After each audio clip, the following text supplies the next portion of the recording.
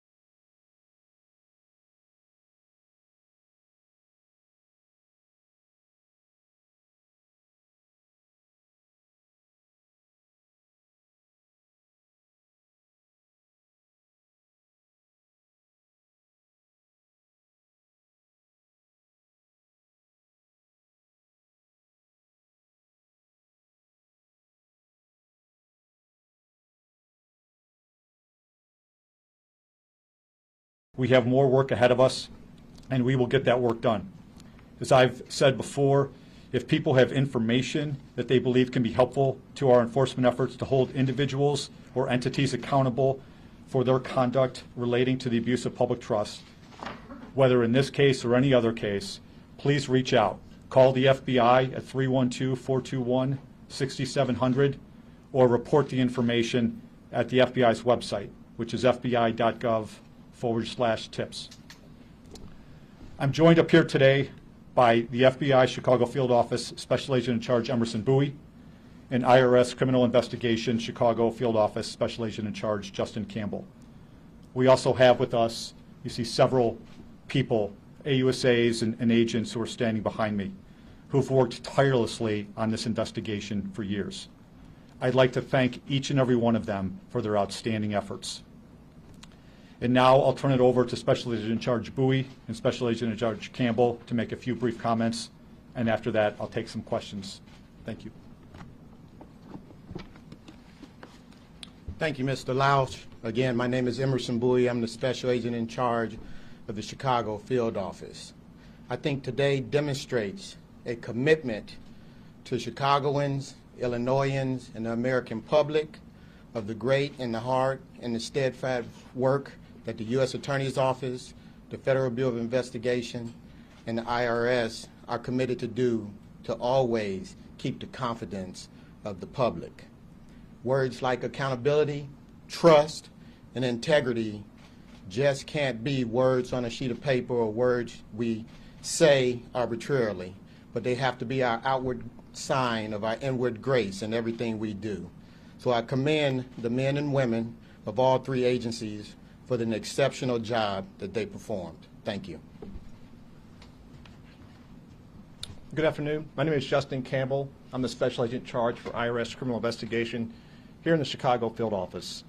IRS Criminal Investigation is most notably known for its financial investigative expertise. Our special agents are masters of their craft. This case is no exception. The charges announced today are an outstanding example of the strong and lasting partnership that the IRS, FBI, and U.S. Attorney's Office share to rooting out public corruption. I want to publicly thank our partners at the FBI and the U.S. Attorney's Office, and we look forward to justice being served on this case. Thank you. If there's any questions. Yes.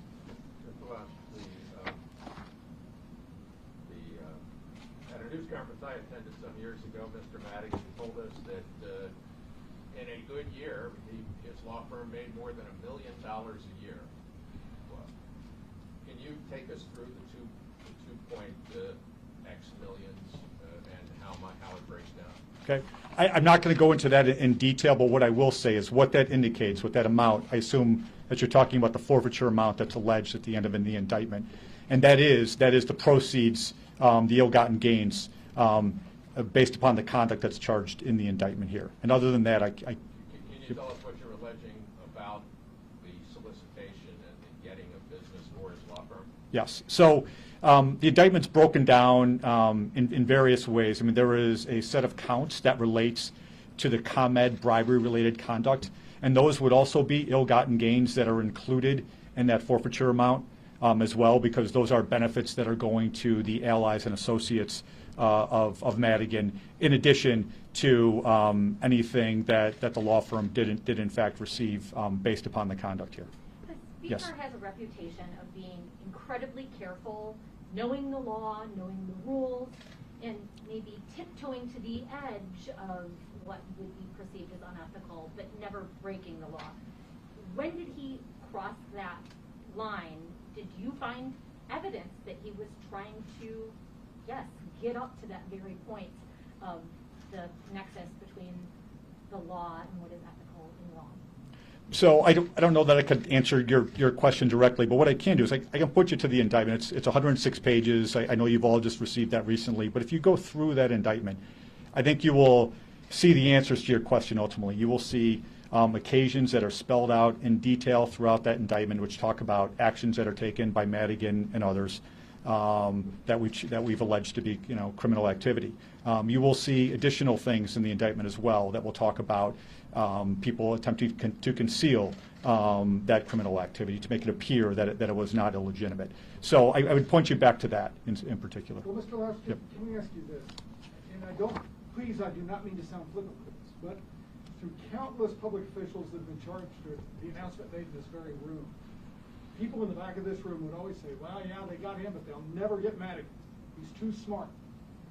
He was a guy that never used it. He didn't text, he didn't email, he didn't write anything down. Most things were done face to face.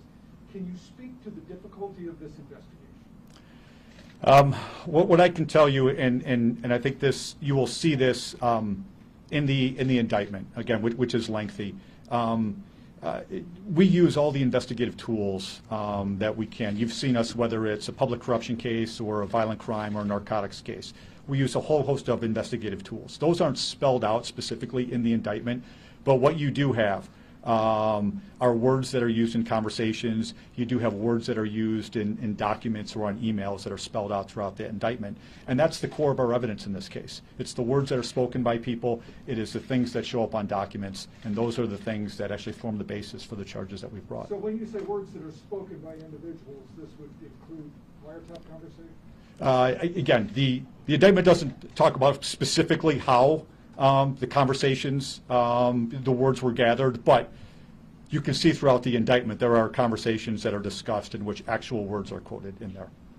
Again, we've just received this, Yep. so still reading through 106 Yep. pages. But when did you really believe that, okay, we've got Madigan on something that does, again, cross that line, that is illegal? And further, you noted that this investigation is ongoing. Yep. So you're saying the investigation into Madigan himself continues?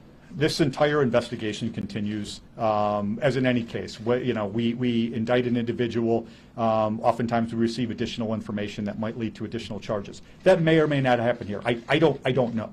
But our investigation is ongoing into, basically the categories of conduct that we've been looking at. And we've been looking at this conduct for some time. I mean, you'll recall, I believe it was in the summer of 2020 when ComEd entered, we charged ComEd in the information they entered into the DPA. And so, this has been some time coming where we have continued to look at the evidence, follow the evidence where it leads, and then ultimately bring charges when we think we can prove those charges beyond a reasonable doubt. Yes. Michael McLean, Madigan's longtime friend, is already charged with a lot of the same conduct in a separate indictment and is facing trial in September. Why was he added to this indictment? If you can, it's a little bit of an unusual situation. Yeah. So Jason, you'll see there are some additional charges in this indictment that were not previously alleged. One of them being the Racketeering Conspiracy. As I think you know, the case that's pending right now, there's a trial date that is scheduled, and so not going to get into the details of why we make specific charging decisions and why one indictment versus another, but we thought it was appropriate to bring these charges in this fashion, including both Madigan and McLean. Mr. Larson, Yes. can you explain, because this gets a little complicated, because you've got his role as Speaker of the Illinois House, his role as the head of the 13th Ward Democratic Organization, also his role as head of the Madigan and Getzendayer law firm. Was the fact, can you explain how these things dovetailed with each other, and was the money making, the funds directly to Michael Madigan, confined only to funds that were funneled to his law firm? Okay, so can answer that in two ways. So one, if you look at the Racketeering Conspiracy count, you'll see the definition of the enterprise, and the enterprise makes up all of those entities. The enterprise is defined as Michael Madigan, Michael McLean, the Office of the Speaker, the 13th Ward Democratic Organization, and the law firm as well. And when we talk about the benefits that are provided, again, I would remind people, if you look at in particular count 2, which deals with the solicitation of bribery conspiracy involving ComEd, a lot of the benefits here are the benefits that are going to the political allies and associates of Madigan who received those low-show, no-show jobs working for ComEd. So when we talk about funds that are going, it's not simply legal fees to a law firm, it's also the benefits that are being provided to the allies of Madigan. But you are alleging also that he enriched himself. That is, and that he endeavored to do that, absolutely, yep. Mr. Lausch, Yes. you and your predecessors have been filing indictments against corrupt politicians for years, decades. You finally get the biggest man at the top. Does it leave you just shaking your head that people have not gotten the message that you're coming after them? And can you speak to getting the big fish, if you will? Again, I don't know what I would categorize things in the same way that you have. What I would say is I think every time that this office brings another corruption case, and I was here as an assistant U.S. attorney for a number of years before I had the great fortune of coming back in this job. I think we all shake our heads sometimes when we think that there's another corruption case that's happening. It happens with other crimes as well. And that's why I've kind of defined our problem as a very stubborn one. But that's why we continue to put the resources that we do into our public corruption cases. We have great agency partners, the FBI and IRS and others, in order to root out the corruption wherever we see it. Why would Yes. Yep. The indictment mentions a meeting with Madigan and the governor to discuss reports, among other things. The governor under investigation? There's no allegation in this indictment, against the governor or his staff. Say there's other people that you will notice in the indictment as well that have contacts with Madigan or others, and there's no allegations of wrongdoing against them either. Again, I'm sticking to the four corners of the indictment as I have to. Why was a separate grand jury needed for Madigan? I believe that the same one that was involved with ComEd also was responsible for the indictment of Mapes, Hooker. Why was a separate grand jury needed? I'm not sure I understand your question, but nor that I can answer it anyway. So, thanks. Was there Okay. any evidence that Madigan followed through on a state job for Solis or one of his relatives? There is, what I will say, there's no allegation in the indictment that the state board position was actually given. Okay. Is there a way for an attorney such as Madigan to do this sort of work and not break the law? Again, that goes far outside the four corners of the indictment. I don't think I can comment on that. A couple more questions. Yep. You face a deadline here, Mr. Lasted. If I'm recalling correctly, that ComEd agreement expired after 3 years, right? So it expires this year?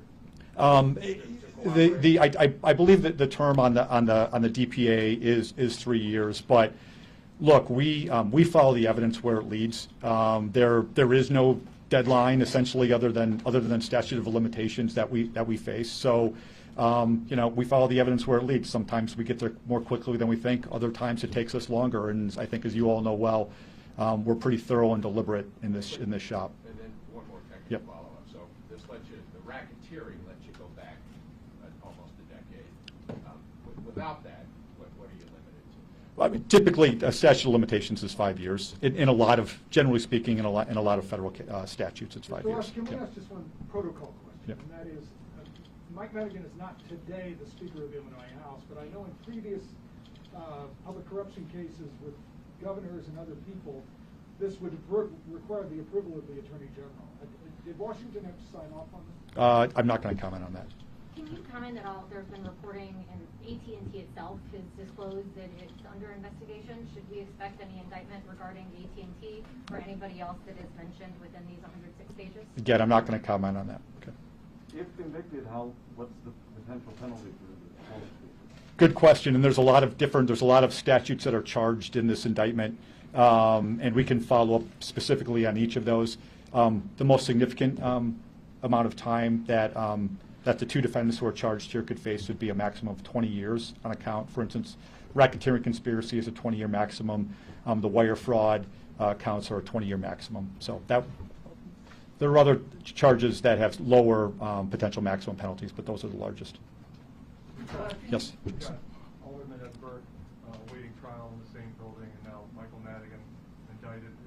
Is the Chicago way dead? I mean, they were probably the two. They were like the poster children of the Chicago way. So. Yeah. So again, I don't know that I can comment on that, Jason. I guess what I would say is that the problem continues to be a very stubborn one. I mean, you look at what's alleged here. We have conduct that's here that's alleged up until 2019. There is and it's a decade-long, essentially a little less than a decade-long scheme that's described here. So it lasted for a long time, and it lasted up into 2019. So. Do you have reason to believe that it goes back further than that? You just didn't maybe have the wiretaps or the ability to begin an investigation? Madigan has been both an attorney and speaker for 40 years, not a decade. Yeah, that goes outside the four corners here, so I can't comment on that. Final question. Let me ask you, did this ongoing investigation, obviously it was, reported up the chain to Washington, does the fact that this was an ongoing investigation have anything to do with your staying on in the Biden administration when many of your colleagues were asked to turn investigations? Yeah, I can't answer that. I serve at the pleasure of the president like every other U.S. attorney, and I'm honored to do so. Did you ask to stay on to bring this to an indictment? I'm not going to comment on that. Can you give us a sense, because we haven't had the chance to go through all 106 pages, what counts we should be paying specific attention to in terms of new information that wasn't in the comment? That's a great question. So count 1 is the racketeering conspiracy charge. Counts 2 through 7 essentially allege a lot of the same conduct, the ComEd-related bribery conduct, as I would put it. And then the counts after that are the ones that that are not the ComEd-related bribery conduct. So those, I suppose, you could probably start off with if you're looking for things that are different. Was Okay, this more thank you all. difficult at all than previous investigations, just given the extent? Last question. What was that again? Was this more difficult, intense, given both just the extent of it? Every investigation is challenging. At the start, there's challenges throughout the way, and the great team of lawyers and agents behind me, they met all those challenges, and I'm sure we'll face more as we proceed. So thank you. Thank you all for being here. We had a lot of people on board to help with this investigation. Mr. Lash, there are 2 forfeiture claims in the indictment, one for 2.85 million, one for 2.826. It's not clear to me if these 2 are separate items that can be combined or represent different claims of the same ill-gotten proceeds. Could it help separate them?